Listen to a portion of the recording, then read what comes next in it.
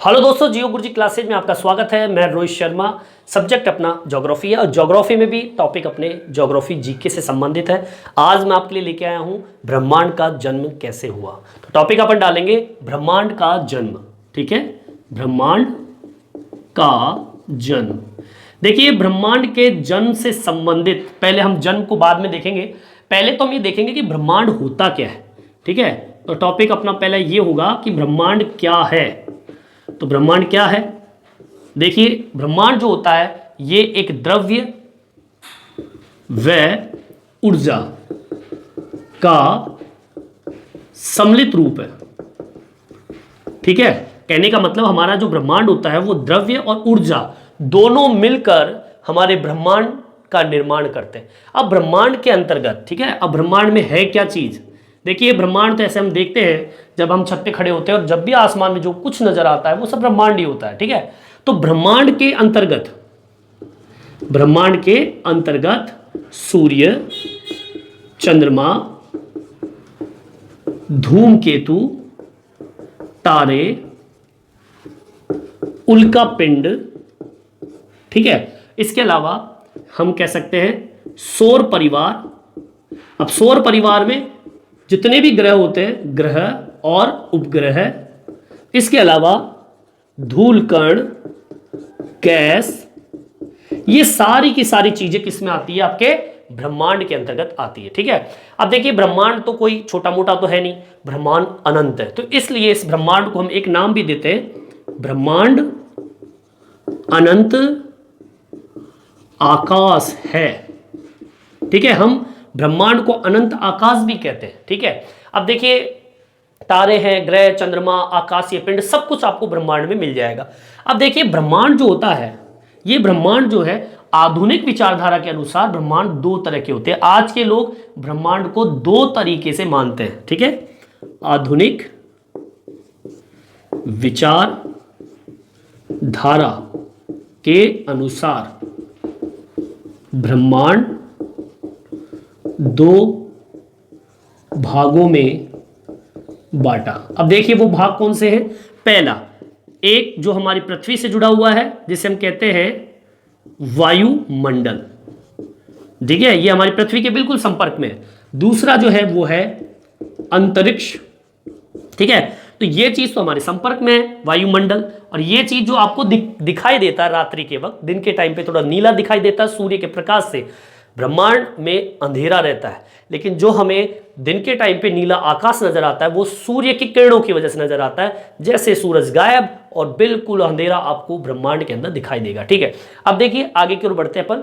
ब्रह्मांड की उत्पत्ति के प्रमुख जो वैज्ञानिक है उनकी कुछ परिकल्पना है। ठीक है, हम अब बात करते हैं, ये तो ब्रह्मांड क्या है उसके बारे में बता दिया, जन्म कैसे हुआ उसके बारे में हम बात करते हैं। ठीक है, चलिए आगे की ओर बढ़ते हैं अपन कि ब्रह्मांड का जन्म कैसे हुआ। तो सबसे पहले हम बात करेंगे ब्रह्मांड के जन्म की।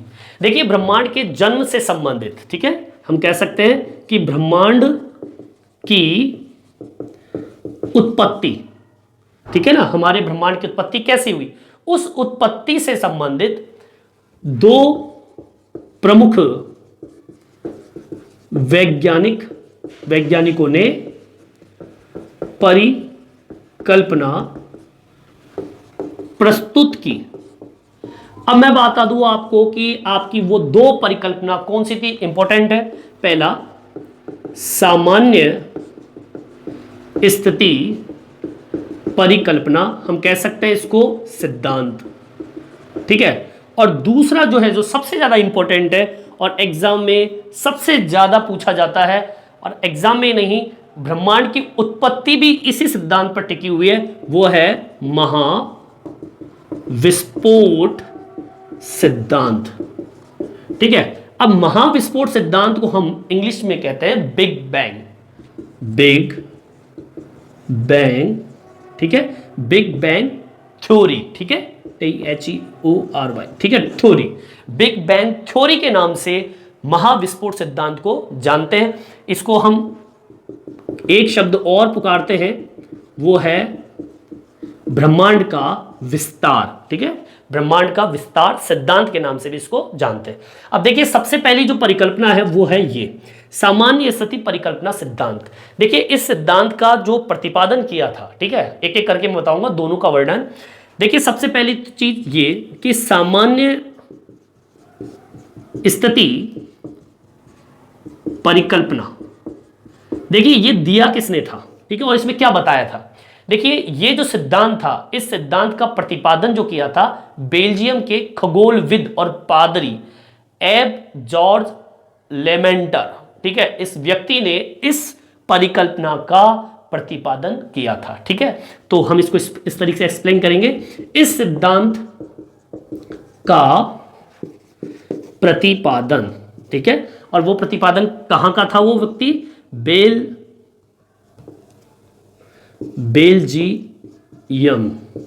बेल्जियम का ये व्यक्ति था। ठीक है, और इस व्यक्ति और ये सुनिए खगोलविद तो होएगा, भूगोल से संबंधित है, पादरी। ठीक है, अब व्यक्ति कौन थे, इस व्यक्ति का नाम था एब जॉर्ज लेमेंडर थे। मतलब इस व्यक्ति ने आपके सामान्य स्थिति परिकल्पना के बारे में बताया।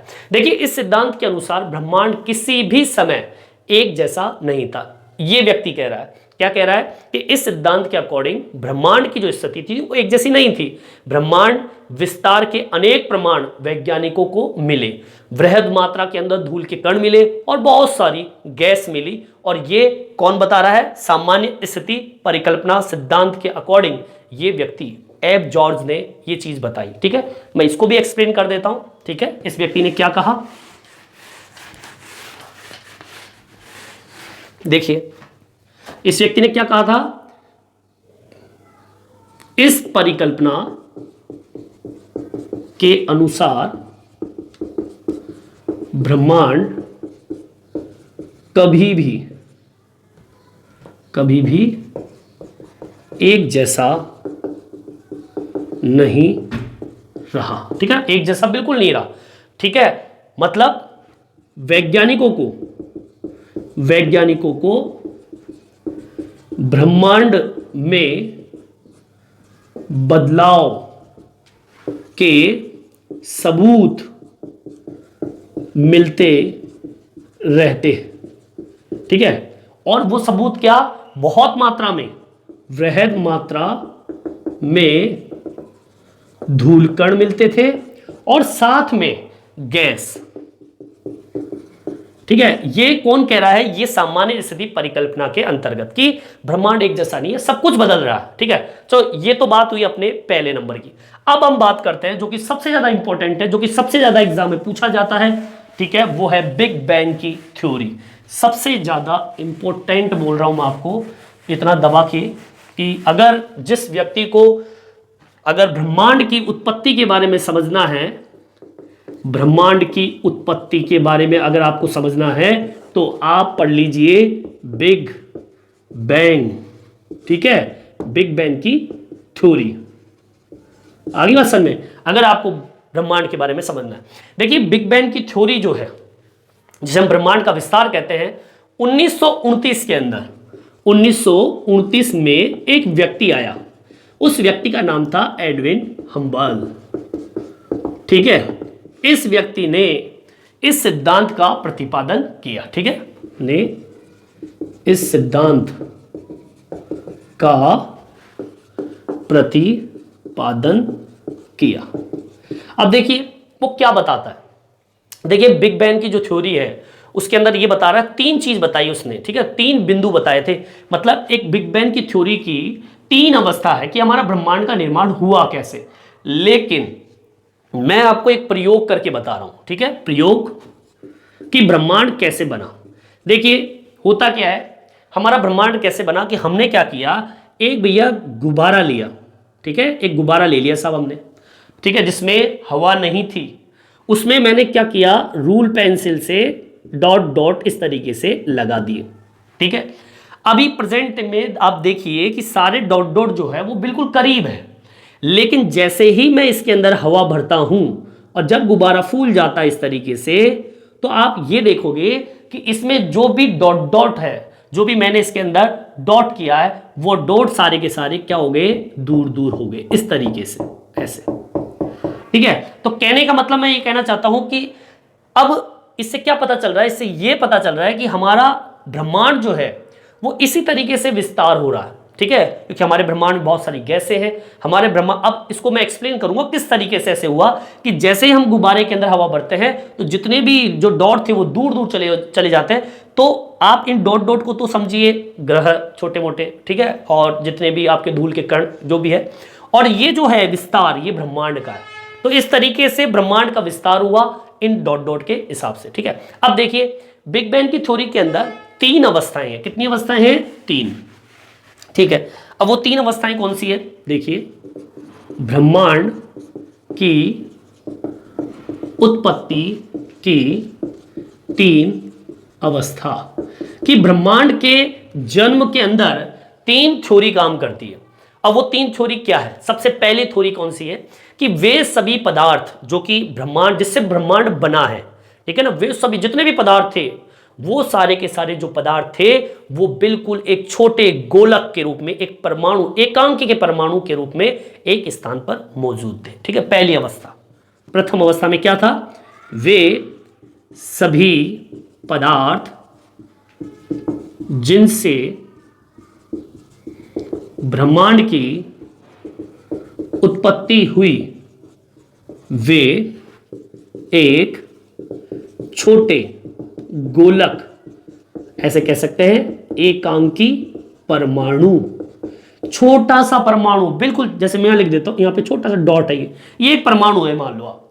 तो ऐसे परमाणु जो है वो ब्रह्मांड में मौजूद था। अब वो पहला परमाणु कौन सा होगा, आज तक वैज्ञानिक नहीं पता लगा पाए कि वो परमाणु आया कहां से जिससे आपका ब्रह्मांड बना।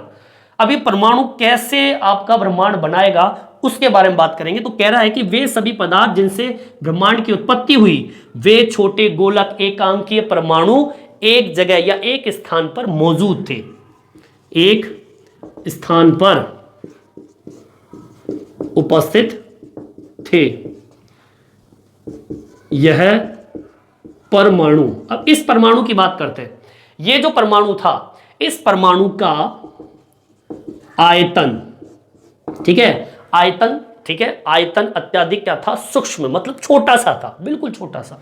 आयतन अत्यधिक सूक्ष्म, बिल्कुल बारीक परमाणु था। साथ में तापमान व घनत्व कैसा था? अनंत, अनंत था। मतलब एक छोटे से परमाणु के अंदर, मतलब आयतन तो बहुत छोटा था, फैलाव नहीं था, ऐसा था, लेकिन इस छोटे से परमाणु के अंदर तापमान, साथ में घनत्व क्या था? अनंत, इतना था, बहुत ज्यादा। अब होता क्या, अब इतने से परमाणु के अंदर जब बहुत सारा तापमान होगा और उसका फैलाव बहुत ज्यादा है पर है बहुत छोटा सा, तो मैं बता दूं उसके तापमान के कारण और ऐसी स्थिति के कारण उसमें क्या हो जाएगा, वो सोचिए क्या होगा। सेकंड बिंदु, ये आपका पहला पॉइंट हो गया। सेकंड अवस्था में क्या होगा? इस परमाणु में क्या होगा? भीषण विस्फोट होगा। होगा ही, क्यों होगा? क्योंकि जब परमाणु इतना सा है और उसका तापमान अनंत, ठीक है, घनत्व अनंत, कि जब फटेगा तो बहुत दूर दूर तक फैलेगा, तो इसलिए उस परमाणु के अंदर भीषण क्या होता है? विस्फोट हो जाता है। बहुत जबरदस्त तरीके से क्या होता है? धमाका होता है। वैज्ञानिकों का मानना है कि बिग बैंग की जो घटना है वो आज की नहीं है, ठीक है ना, वो कब की है? वो है, वैज्ञानिकों का मानना है कि बिग बैंग की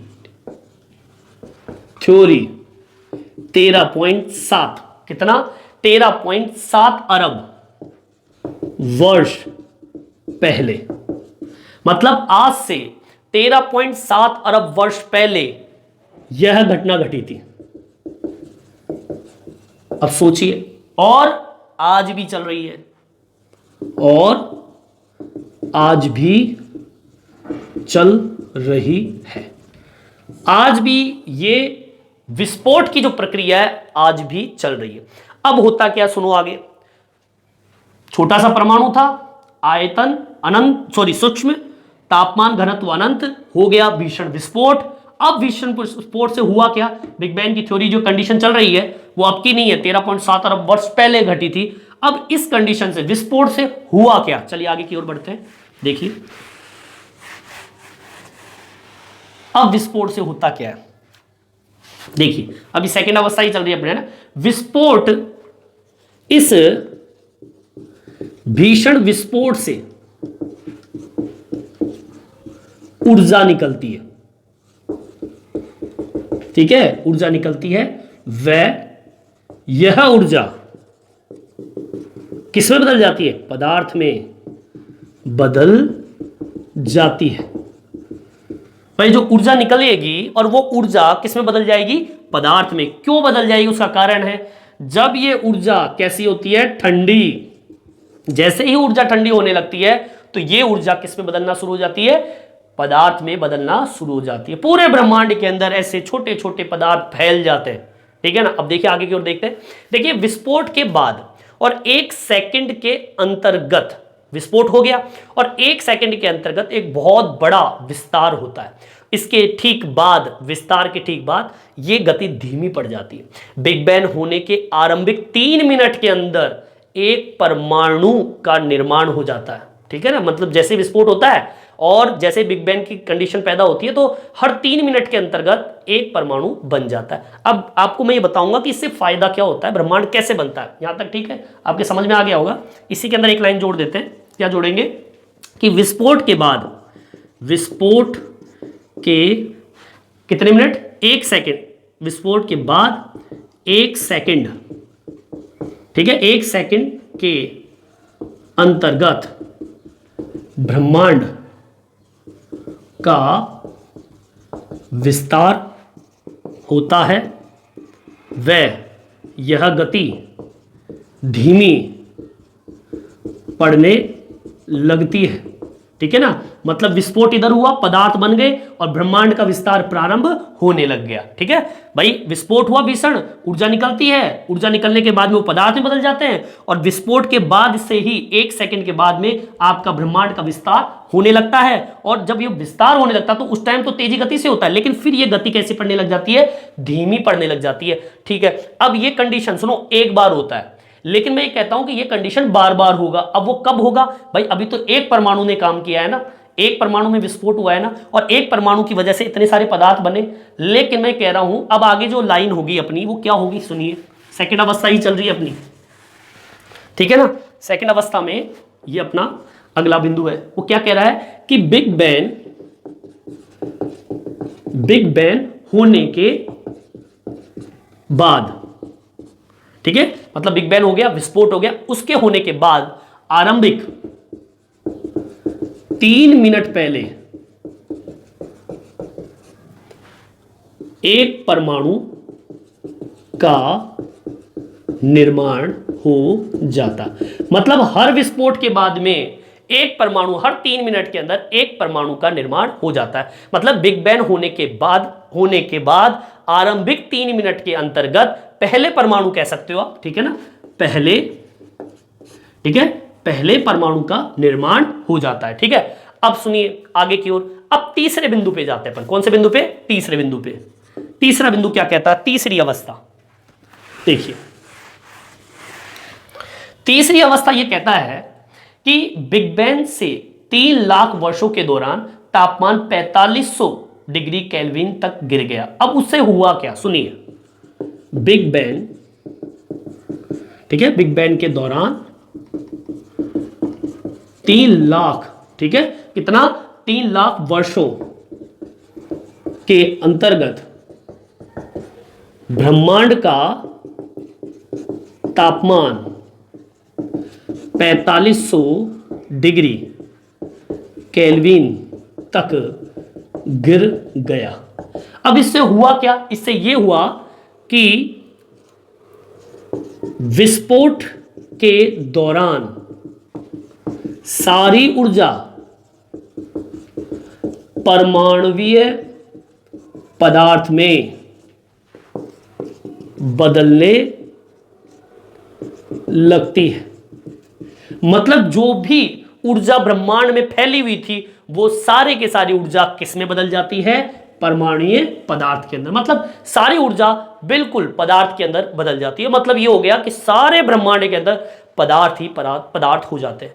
अब देखिए जब पदार्थ, अब देखो अब इस पदार्थ से कैसे बन गया, अब मैं बताता हूं आपको। देखो एक पदार्थ मान लीजिए ये है, एक पदार्थ ये थोड़ा बड़ा है, एक पदार्थ छोटा है, एक पदार्थ, अब देखिए जितने भी पदार्थ थे जो कि धूल के कण मान लीजिए, कंकड़ पत्थर कुछ भी मान लीजिए, इनमें ग्रेविटी पावर था। क्या थी? Gravity power. अब जिस पदार्थ की आकृति जितनी बड़ी थी उसमें उतनी ही ग्रेविटी पावर थी। तो हुआ क्या, ये पदार्थ जो थे जिसकी तरफ ग्रेविटी पावर थी ज्यादा वो उधर की ओर खींचने लग गई इस तरीके से। जैसे मान लो ये इधर चली गई, ठीक है, यहां पे मोटा था तो ये इधर चला गया, तो हुआ क्या, ये इधर चला गया, तो इसकी आकृति बढ़ती गई बढ़ती गई बढ़ती गई। मतलब सारे के सारे पदार्थ जो थे वो एक जगह एकत्रित होना शुरू हो जाते हैं। और इस तरीके से आपके इन्हीं ऊर्जा वाले पदार्थों से ब्रह्मांड के अंदर उपस्थित जितने भी उल्का पिंड, जितने भी ग्रह, उपग्रह इस तरीके से बनते हैं।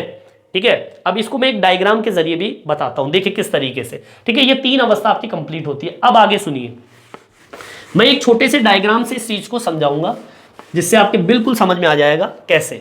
देखिए ये आपका एकांकी परमाणु है।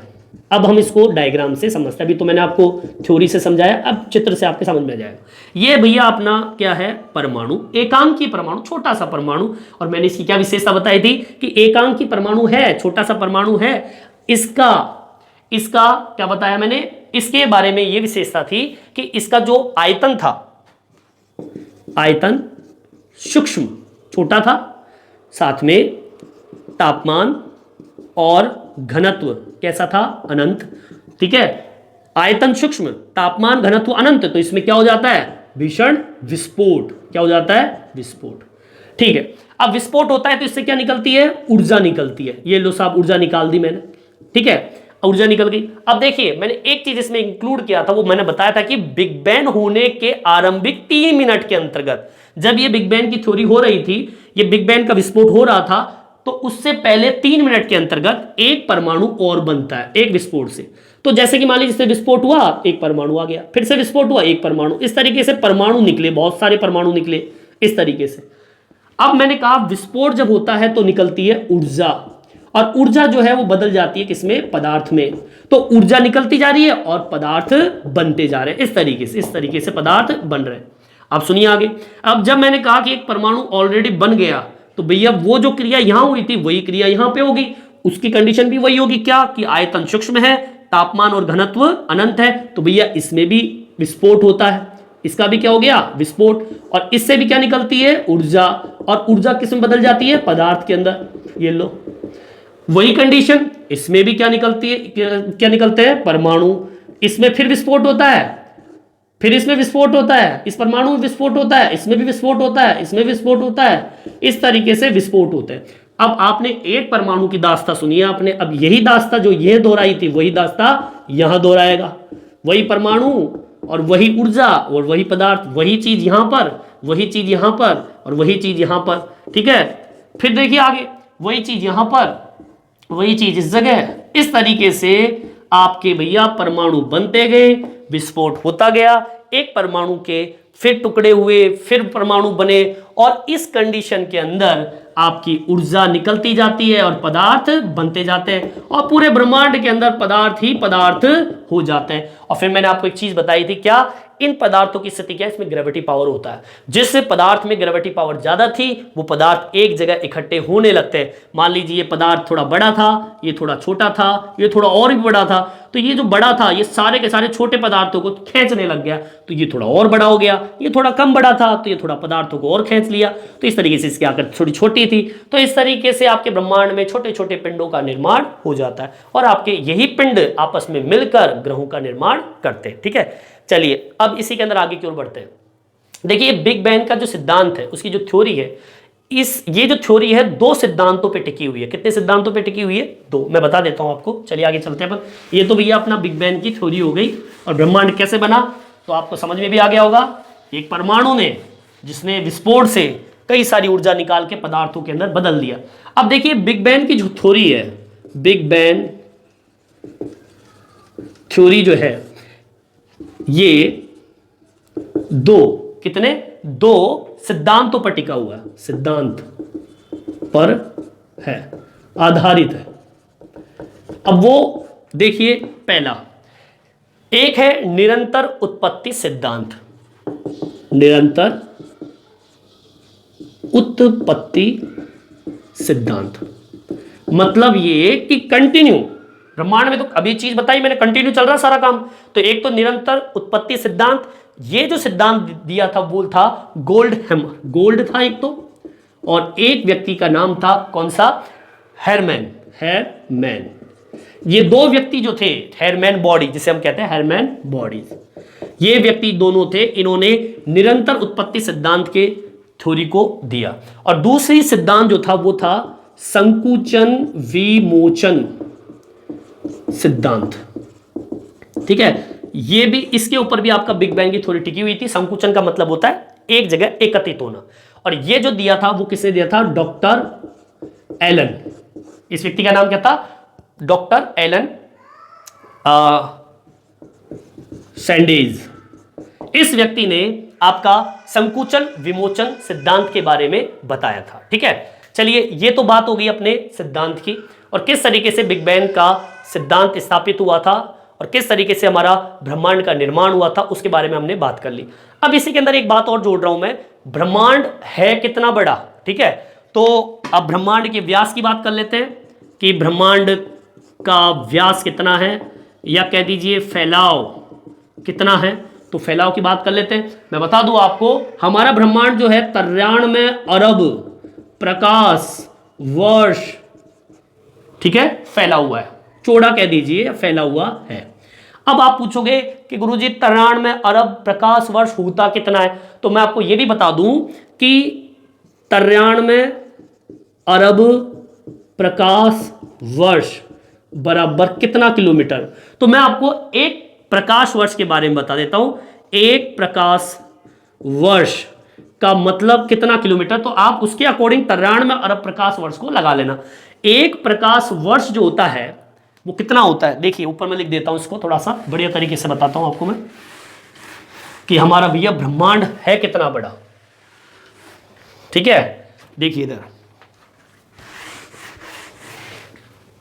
पहले तो मैं आपको बताया क्या कि ब्रह्मांड का व्यास कितना बताया मैंने, 93 अरब, ठीक है, अरब प्रकाश वर्ष चौड़ा।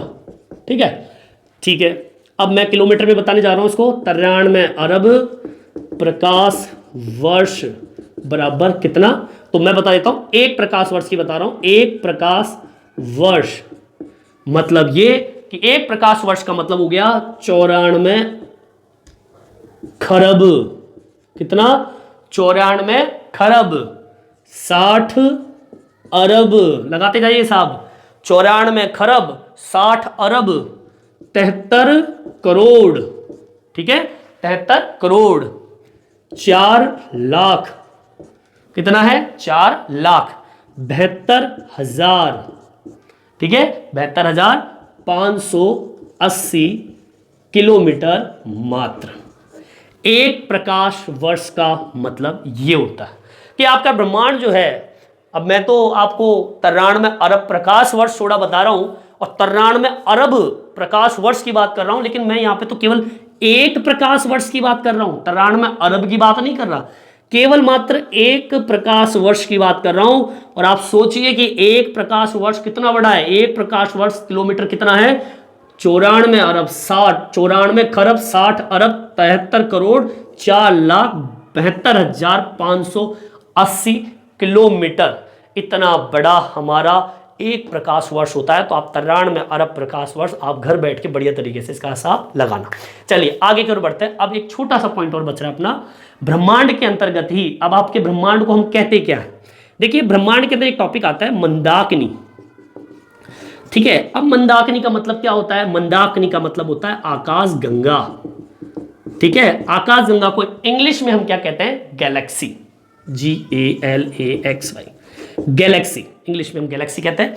देखिए मंदाकिनी होती क्या है, देखिए मंदाकिनी, जब हम कई बार छत पे जाते हैं तो आसमान में आपको थोड़ा धुंधला धुंधला नजर आता है, और उस धुंधले आसमान के अंदर आपको छोटे छोटे बारीक बारीक आपको तारे नजर आते हैं। देखा कभी आप लोगों ने? नहीं देखा तो आज देखना आप लोग, कि तारों का एक ऐसा समूह जो कि धुंधला है या धुंधला सा दिखाई देता है, तथा जो तारा निर्माण प्रक्रिया की शुरुआत हम कह सकते हैं, एक गैस का पुंज होता है। हमारा जो तारा बनता है ना, गैस के पुंज से बनता है।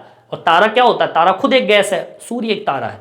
अब सूर्य क्या है? सूर्य की सतह नहीं, सूर्य एक पूरा गैस का पिंड मान लीजिए आप लोग। वैसे ही तारे हैं, जितने भी तारे हैं वो सूर्य है, और तारा ही एक सूर्य, और सूर्य एक तारा है। और आपको बता दूं, एक सूर्य ब्रह्मांड में नहीं है, हमारे ब्रह्मांड में असंख्य सूर्य है, क्योंकि जितने भी तारे नजर आते हैं, बस यही है कि ये जो सूर्य जो है वो हमारे करीब है, इसलिए हम इसको सूर्य कहते हैं, बाकी ये भी तारा है। और ब्रह्मांड में ऐसे असंख्य तारे मौजूद है। तो ये मंदाकिनी है। ये मंदाकिनी है क्या? सुनिए, आप आगे चलते हैं अपन मंदाकिनी के बारे में। देखिए मंदाकिनी, देखिए मंदाकिनी जो है वो तारों का एक समूह है। तारों का ऐसा समूह है जो कैसा दिखता है? धुंधला दिखाई देता है। ठीक है, धुंधला धुंधला दिखाई देता है। और बता दूं आपको, तारों का निर्माण प्रक्रिया जो होती है, तारों का निर्माण प्रक्रिया एक गैस पुंज से होता है। मतलब तारा ही एक गैस पुंज से निर्माण होता है, और इसी को हम क्या नाम देते हैं? मंदाकिनी कह दीजिए, आकाश गंगा कह दीजिए, या फिर गैलेक्सी कह दीजिए। ठीक है, एक मंदाकिनी के अंदर असंख्य तारे मौजूद होते हैं। ठीक है, एक आकाश गंगा के अंदर, ठीक है, एक आकाश गंगा के अंदर असंख्य तारे मौजूद होते हैं। हमारी पृथ्वी की भी एक मंदाकिनी है। हमारी एक पृथ्वी की भी एक क्या है? मंदाकिनी। हमारी पृथ्वी की एक मंदाकिनी है। ठीक है, एक मंदाकिनी हमारी पृथ्वी की भी है, और जिसे हम दूध मेखला कहते हैं। क्या कहते हैं? जिसे हम दूध मेखला, इंग्लिश में क्या कहेंगे? MILK, milk wave. ठीक है, मिल्क वेव कहते हैं। ठीक है, दूध इसलिए क्योंकि सफेद, दूध इसलिए इसको सफेद क्योंकि ये सफेद है। और इस मंदाकिनी के अंदर असंख्य तारे मौजूद होते हैं, और ये असंख्य तारों का समूह ही क्या कहलाता है? मंदाकिनी या गैलेक्सी। और देखिए, आपकी जो मंदाकिनी होती है, ये जो मंदाकिनी है वो एक सर्पिल आकार की होती है। ठीक है, जिसमें असंख्य तारे मौजूद होते हैं। देखिए, जिसे हम क्या कहते हैं? मिल्की वे। और आपको मैं बता दूं, सबसे सर्वप्रथम पहली बार मंदाकिनी को देखने वाला व्यक्ति कौन था पता है क्या आपको? गैलीलियो नाम का एक व्यक्ति था, नाम सुना होगा, जिसने सबसे पहली बार मंदाकिनी के दर्शन किए। आकाश गंगा की सबसे नजदीक, हमारी सबसे नजदीक मंदाकिनी का नाम भी बता देता हूं आपको मैं। ठीक है, देखिए, आकाश गंगा की सबसे करीब मंदाकिनी का नाम पता है क्या है? देवयानी।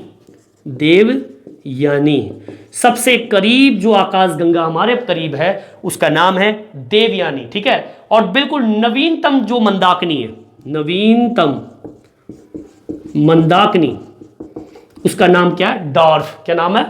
डवार्फ। ठीक है, और आपको मैं बता दूं, कई बार देखना आप लोग पेपर न्यूज के अंदर या गूगल का भी सर्च करना, मंदाकिनी हमेशा सर्पिल जैसी होती है। देखो ऐसी, इधर ऐसी, इस तरीके से मंदाकिनी होती है, जिसमें असंख्य तारे मौजूद होते हैं। तो ये हमारे हैं ब्रह्मांड की उत्पत्ति के बारे में, जिसमें मैंने आपको ब्रह्मांड के बारे में बताया, ब्रह्मांड क्या है, ब्रह्मांड के सिद्धांत के बारे में बताया, जिसमें सबसे इंपॉर्टेंट जो है वो बिग बैंग की थ्योरी है, जिसने प्रतिपादन जो किया था एडविन हम्बल ने 3 अवस्थाएं बताई, प्रयोग के द्वारा, गुब्बारे के द्वारा बताई। और बिग बैंग का जो सिद्धांत है वो 2 सिद्धांतों पर आधारित था, निरंतर और संकुचन, ब्रह्मांड का व्यास प्रकाश वर्ष के अंदर मैंने बता दिया मंदाकिनी क्या होती है, वो सारी की सारी चीज़ें, और इससे बाहर कुछ जाता भी नहीं है ब्रह्मांड के अंतर्गत। तो ये मैंने आज आपको ब्रह्मांड का जन्म कैसे हुआ इस वीडियो में इतना ही। ये वीडियो कैसा लगा ये जरूर मेरे कमेंट्स बॉक्स में डाल के बताएं, और हाँ मेरे इस वीडियो को और मेरे इस चैनल को सब्सक्राइब जरूर करें जिससे मैं नए वीडियो आप तक पहुंचा सकूं। इस वीडियो में इतना ही, धन्यवाद।